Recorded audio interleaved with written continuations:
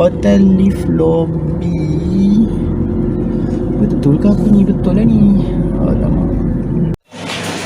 So aku baru je park kereta. Aku dekat level, aku tak sure ni level upper ground, dekat dalam coffee shop. So aku tengah tu cousin aku datang ni. Kenapa aku ambil semua benda ni? Woohoo! Swimming pool! Okay, ni belah pool dia. Tapi dia tak facing pavilion, dia facing the other side. So tak ada view lah, dia tak ada infinity pool. Dia macam ni je.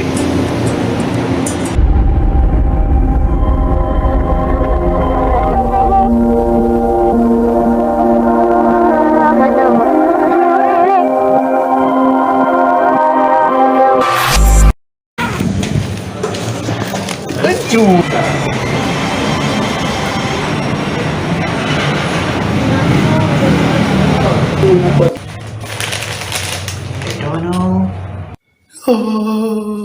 Baru balik beli McDonald dekat yang Simpang 4 depan Bukit Bintang yang macam Shibuya crossing tu.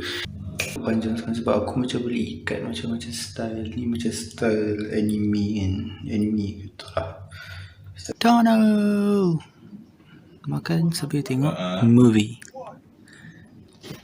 Di tempat buat kopi yang macam Nespresso.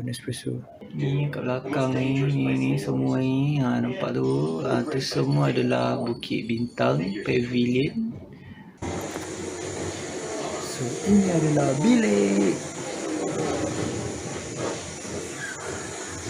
dia. Aku punya katil. Okay, aku tak tahu nak vlog apa, tapi lama tak melipat kat KL.